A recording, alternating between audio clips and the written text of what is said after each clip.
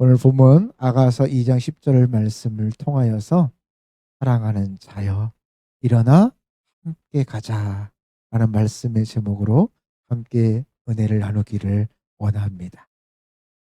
2022년도 표어는 오늘 말씀의 제목으로 정했습니다.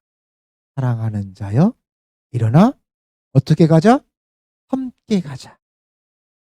네. 우리가 보여지는 우리가 함께하는 모든 사람이 사랑하는 사람들이죠. 사랑하는 자여 일어나 함께 가자. 내 가정에 가면 내가 사랑하는 사람들이 있을 거예요. 사랑하는 자여 내가 일어나 함께 가자.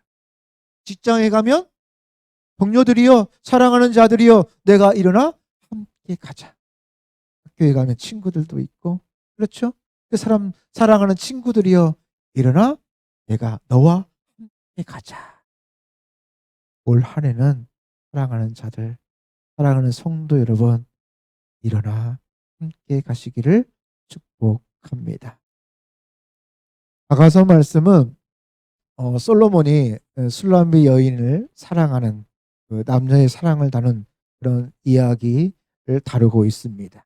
하지만 좀 더 깊게 보면 러브스토리 우리가 이제 그 신약의 파노라마를 배웠을 때 핵심 단어가 이 아가서가 러브스토리였어요. 러브스토리. 그래서 하트 모양 이렇게 있었던 것이 잠깐 기억이 나. 러브스토리였습니다. 그런데 이것이 그냥 한낱 인간의 러브스토리에서 끝나는 것이 아니라 이것을 좀 더 깊게 바라보면 하나님과 인간의 러브스토리입니다.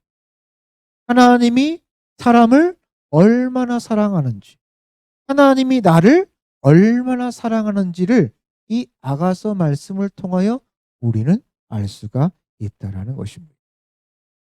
특별히 오늘 본문은 솔로몬이 이 술람미 여인에게 먼저 다가가서 사랑을 고백하고 있습니다. 솔로몬은 이 술람미 여인을 어떻게 부르고 있냐면 나의 사랑, 나의 어여쁜 자야. 그리고 일어나 함께 가자라고 청하고 있습니다. 부드럽죠. 어떻게 이렇게 부를 수 있을까? 나의 사랑, 나의 사랑, 나의 어여쁜 자야. 하나님께서 넘어져 있던 나에게 먼저 다가오셔서 나에게도 오늘 나에게 부르고 있습니다. 사랑하는 자야. 예준아, 일어나 함께 걸어가자. 예성아, 일어나 함께 걸어가자. 이렇게 부르고 있다라는 것이지. 그리고 그래서 좌절로 넘어져 있지 말고 일어나 이제 함께 걸어가자. 힘들지만 내 손 붙잡고 함께 걸어가자 하고 격려해 주고 계십니다. 오늘 송구의 역신 예배 하나님께서 나를 사랑하는 자여 일어나 함께 가자라고 부르고 있다라는 것입니다. 하나님께서 함께 가자라고 하는 그곳, 여보 그곳이 어떤 곳일까요? 그것은 그냥 온전한 곳입니다. 가야 될 곳일 것입니다. 하나님이 함께 가자라고 했다라면 그곳은 이미 하나님의 복과 하나님의 은혜가 예비되어져 있을 거라는 것이지요. 그래서 이제 우리가 하나가 되어서 하나님께서 함께 가자고 하는 그 곳에 순종하며 걸어가야 될 것입니다. 오늘 본문을 통해서 우리가 어떻게 서로 그리고 하나님께 함께 갈지 오늘 말씀을 통하여서 같이 한번 은혜를 나누기를 원합니다.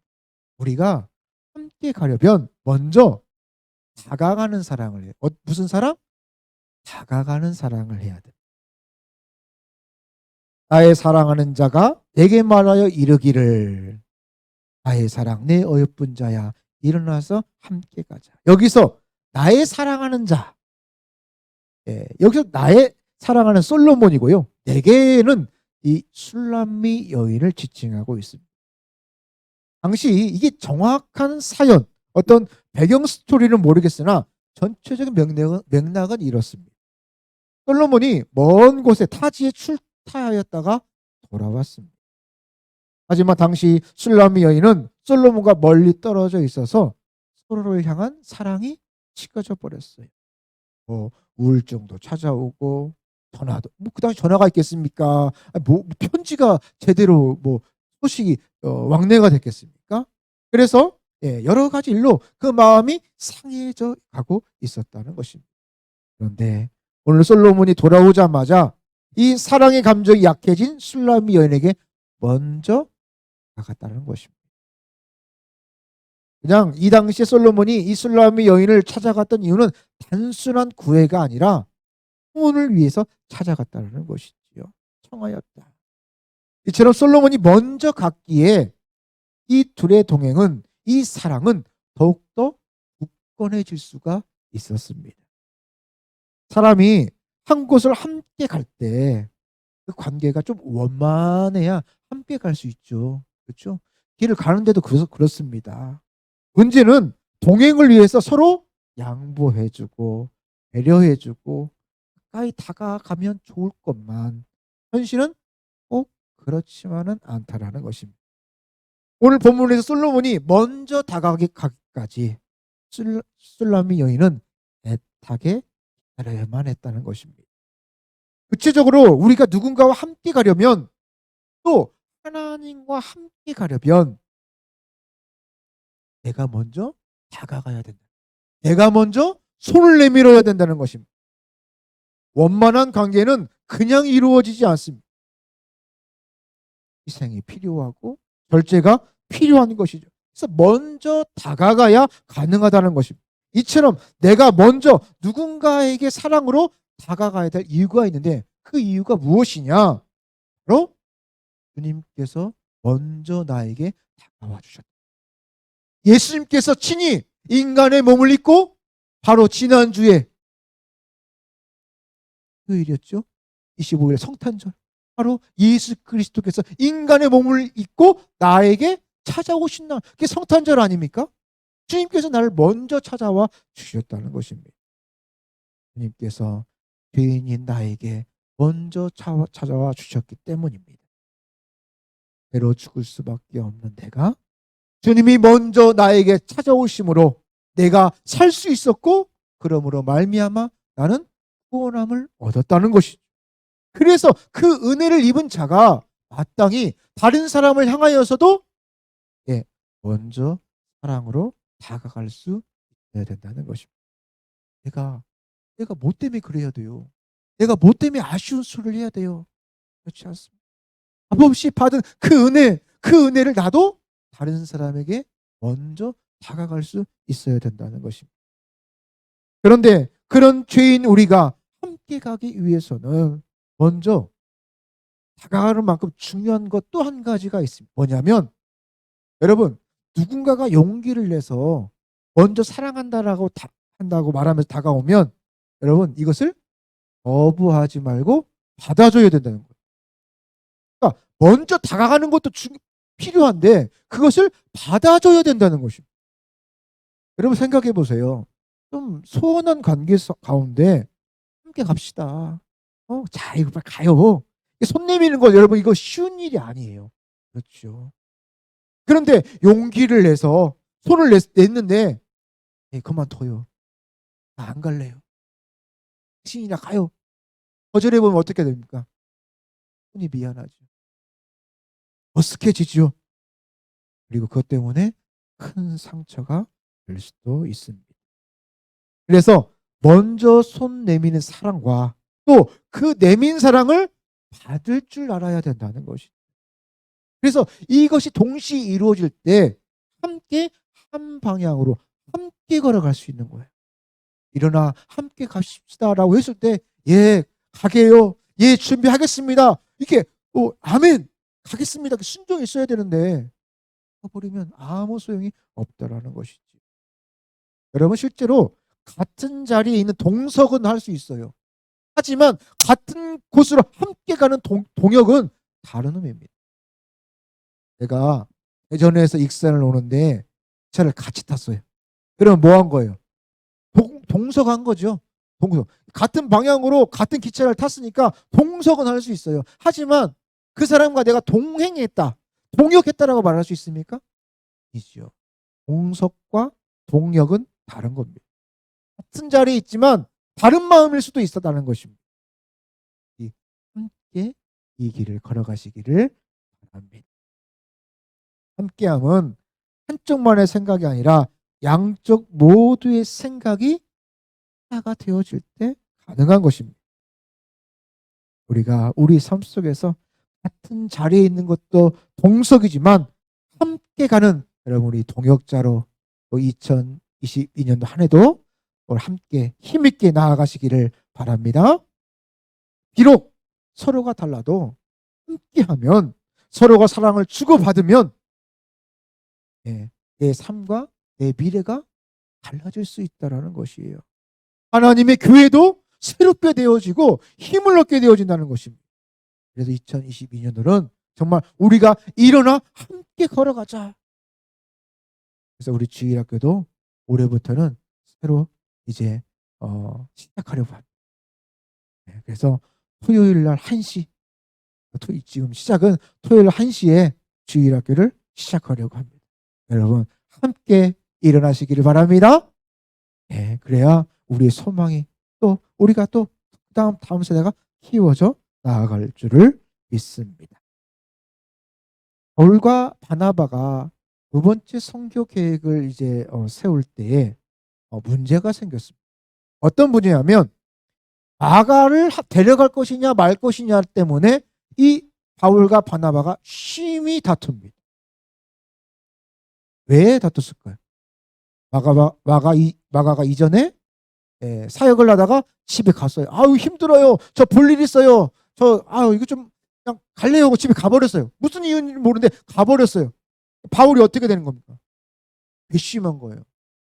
철두철미하고 정말 사명감에 불타는 바울인데 목숨을 걸고 사역을 하는데 어떻게 사역하다가 집에 갈 수 있어? 내가 뭐 그런 하지만 바나바는 어때요? 항상 세워주는 자, 중보자였잖아요. 아니에요. 그냥 사정이 다 있었어요. 이번에는 또 이어져서 더 열심히 할 겁니다. 하지만 바울은 안 됩니다. 여러분 실제로 마가가 자신을 거부한 바울의 이 소식을 듣고 어떤 마음이 들었을까요? 첫 번째는 미안한 마음도 좀 들었겠죠. 내가 예전에 한 일이 있으니까 그렇게 했겠지. 하지만 사람은 자기가 한 일은 별로 생각하지 않아요. 먼저 섭섭함이 밀려올 것입니다. 그런데 바울은 디모데후서 4장 11절 말씀해 보니까 내가 올 때에 마가를 데려오라. 그가 나의 일에 유익하니라 라고 말하고 있습니다. 생각해 보면 한때 바울과 이 마가의 관계는 깨졌습니다. 함께 사역을 하기가 힘든 관계였습니다. 서로 껄끄러워서 한동안 연락도 주고받지 못했을 것입니다. 분명한 것은 한 사람이 먼저 다가갔다는 것입니다. 그리고 또 한 사람은 그 손을 외면하지 않고 붙잡았다. 마침내 바울과 마가는 하나님의 나라의 확장을 위해서 함께 한 길, 함께 동역을 할 수 있었다는 것이지. 여러분, 우리가 어떤 일을 할 때 보면 서로 싸울 때가 있잖아요. 삐질 수도 있고, 서로에게 상처 주는 말할 수도 있고, 상처 줄 수도 있고, 상처 받을 수도 있습니다. 그럴 때에 여러분 먼저 손을 내민 거. 아니 내가 먼저 손을 안 내밀 수도 있어요. 상대방이 나에게 손을 내밀 때 그 손을 잡아줄 수 있는 것. 해야만이 함께 그 길을 걸어갈 수 있다라는 것이죠. 공역할 수 있다라는 것입니다. 함께 가려면 먼저 다가가는 사랑은 물론이고 또 다가오는 사랑을 받아줄 수 있는 넓은 사랑이 있어야 된다는 것입니다. 여러분 올 한 해 우리가 정말 먼저 다가가고 그리고 다가오는 영혼들을 받아주는 한 해가 되기를 축복합니다. 그래서 우리 성직교회가 그래서 제가 오늘 좀 방송 장비를 좀 만졌잖아요. 그런데 맨날 그 사진 우리 성직교회 주일학교 사진이 찬양 그 자막 밑에 아이들이 이렇게 손 들고 쭉 보니까 창서 쭉 앞에 있던 그 사진이 그 자막 밑에 있는 것들이 저기 뒤 컴퓨터에 있더라고요. 이렇게 우리 주일학교가 우리가 함께 기도하고 나아갈 때가 있었구나라고 바라보면서 제가 있었는데요. 여러분, 우리가 다가가고 또 오는 자들을 또 받아주는, 넓은 사랑을 받아주는 그런 은혜가 임하는 한 해가 될 줄을 믿습니다. 두 번째로, 우리가 함께 가려면 영적으로 일어나야 된다는, 영적으로 일어나서 굳건하게 서야 된다는 것입니다. 자, 오늘 본문에서 솔로몬은 함께 가자 이 말 하기 전에 무슨 말을 하냐면 일어나라는 거예요. 함께 가자라는 것은 지금 주저앉아 있다라는 것이에요. 지쳐 쓰러져 있다는 것입니다. 악망하고 있어요. 일어나라. 그리고 함께 가자. 그러니까 먼저 일어나야 됩니다. 일어나라.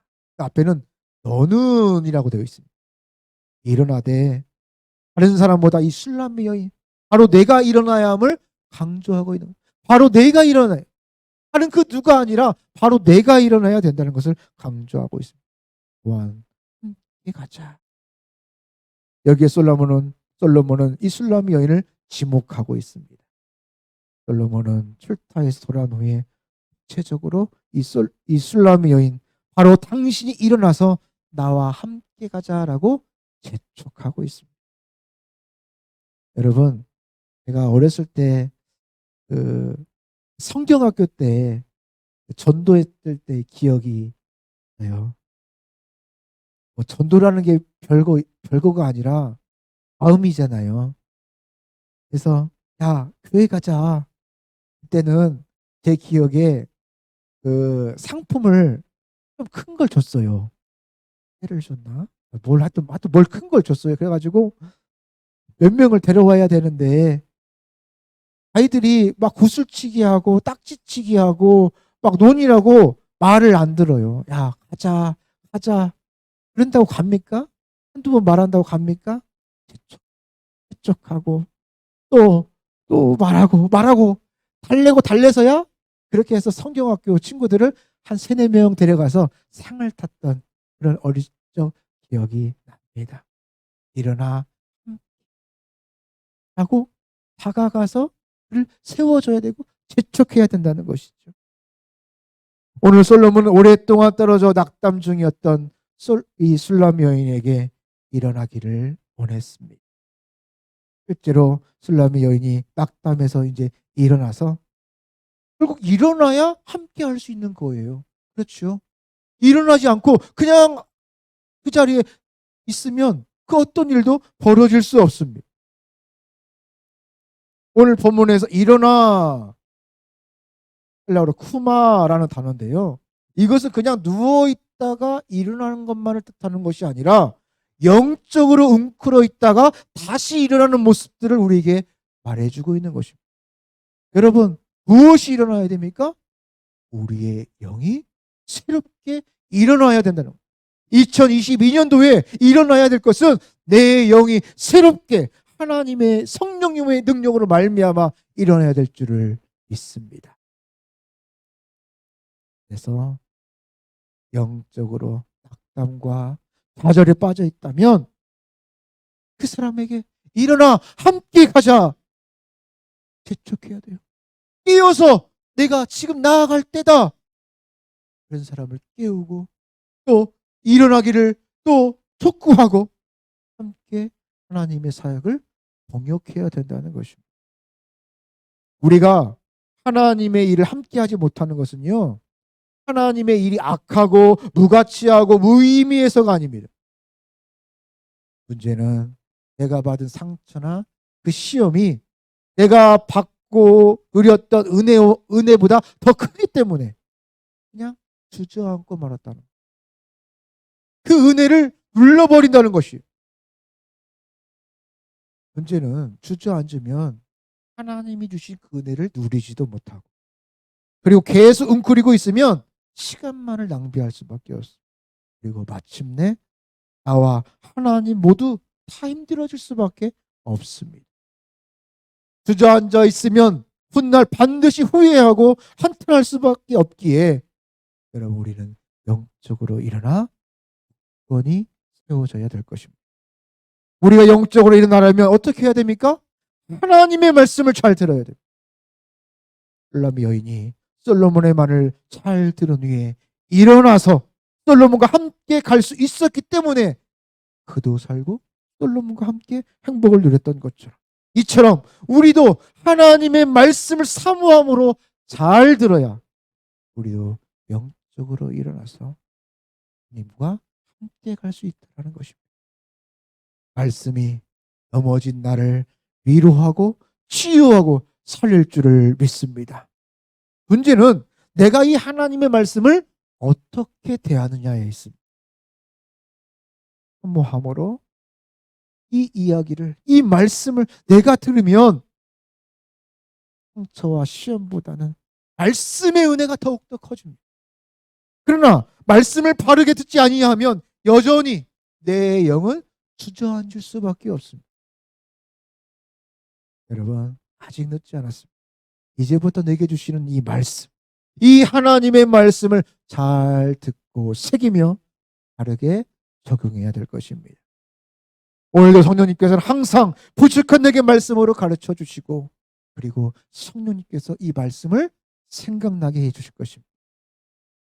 엠마오로 돌아가는 두 제자, 그 제자를 이렇게 세운 것도 주님께서 말씀으로 그들에게 풀어서 하나님의 말씀을 그들에게 주셨습니다. 주저앉아 있던 바울, 여러분, 바울이, 제가 얼마 전에도 설명을 드렸는데, 바울이 다메섹에서 예수님을 만났을 때 나이가 몇 살인지 아세요? 잘 모르시죠? 28살 정도의 다메섹에서 예수님을 만났어요. 26살이면 여러분 무슨 때입니까? 인생의 때로 한창 때죠, 한창 때. 그러면 그 26살 때 그 예수님을 다메섹에서 만난 다음에 3년을 어디 있었습니까? 아라비아 광야로 갔어요. 광야에서 3년이에요. 말 그대로 광야에서, 산속에서 뭐 그냥 썩은 거예요. 거기서 광야에 3년 살았다는 것입니다. 그리고 잠시 예루살렘으로 와서 뭐 14일 동안 잠깐 이제 그 다메섹에서 만나고 올라온 뒤로 3년의 아라비아 광야에서 3년. 그 다음에 어디로 갔습니까? 예루살렘 다 내려와서 다소, 자신의 고향이었던 다소로 가서 약 8년가량 거기 있던 바울에게 찾아가서 다시 사역을 주도해주고 했던 사람이 바나바였죠. 가서 안디옥에 또 1년. 다시 예루살렘으로 오는데 몇 년이 걸렸다고 성경에서 말하고 있습니까? 14년이 걸렸어요. 그러니까 정확히 말하면 28살 때에 다메섹에 예수님을 만나서 다시 전도 여행을 떠나는 진정한 사역지로 다시 세워지기까지 14년, 41살 때 다시 사역을 시작합니다. 여러분 같으면 어떻게 하겠습니까? 아니 28살에서 41살 때의 그런 사역의 어떤 그 열정과 어떤 그런 걸 생각하면 정말 황금기 아닙니까? 그런데 그 시간을 어떻게 보면 인간적인 관점으로 바라볼 때는 그냥 광야에서 이름도 빛도 없이 그냥 초야에 묻혀 살았다는 것이. 그런데 그런 바울을 주저앉지 않게 하신 것도 하나님의 에스라가 낙담과 좌절로 고국으로 돌아온 이스라엘 백성들을 깨운 것도 하나님의 말씀이었습니다. 하나님의 말씀이 임한 곳, 그곳에는 언제나 회복과 치유, 생명의 역사, 살아남의 역사가 넘쳤다는 것입니다. 이처럼 영적으로 상처받고 넘어진 나를 하나님께서 하나님의 말씀으로 만져주실 것입니다. 이런 나를 세울 것, 유일한 도구는 하나님의 말씀밖에 없다는 것입니다. 그래서 돌아가실 때 뒤에 보면 성경 읽기 표가 있습니다. 그래서 또 성경 읽기 표를 또 하셔서 또 한 해 또 부지런히 또 하나님의 말씀을 읽기를 원합니다. 핸델이라는 음악가가 있습니다. 그런 저명한 음악가지요. 유명한, 정말 세계적으로 유명한 핸델하면 뭐 기억납니까? 핸델의 메시아, 그렇죠? 할렐루야, 할렐루야, 그 엄청난 그 대곡을 작곡했던 핸델. 그런데 이 핸델이 40년 넘게 부와 명예를 누리며 살았습니다. 그런데 인생 말년에 이탈리아에서 계속해서 실패를 거듭하고 결국 부도 직전에 이르게 됩니다. 그리고 건강도 상하게 되어집니다. 그때 그와 함께 있었던 동역했던 찰스 기분이라는 사람이 핸델에게 메시아서 말씀을 그에게 선물로 건네주었습니다. 그동안 핸델은 성경에 큰 관심이 없었지만 자기 정성으로 준 그 선물을 그는 받았고, 그래 한번 읽어봐야 되겠다.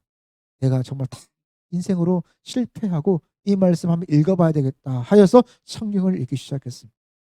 그렇게 읽은 성경 가운데 그는 주님을 만났고 큰 감동과 도전으로 다시 일어설 수 있었습니다.